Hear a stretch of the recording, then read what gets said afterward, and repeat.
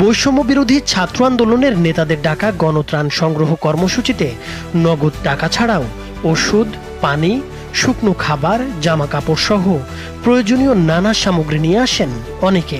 এমনকি শিশুদেরও দেখা গেছে প্লাস্টিক এবং মাটির ব্যাংকে জমানো টাকা জমা দিতে।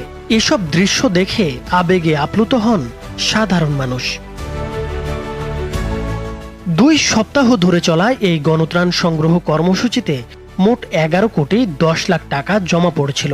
তবে জানা যাচ্ছে এখন পর্যন্ত এই টাকা থেকে মাত্র 1 কোটি 75 লাখ টাকা বন্যার্তদের সহায়তায় খরচ করা হয়েছে। বাকি 9 কোটি 35 লাখ টাকা জমা রাখা হয়েছে ব্যাংকে। অনেকেই প্রশ্ন তুলেছেন, বন্যার্তদের জন্য টাকা তুলে তা কেন তাদের সহযোগিতায় খরচ করা হলো না? অর্থ আত্মসাতের চেষ্টা হচ্ছে বলেও অভিযোগ তুলেছেন কেউ কেউ।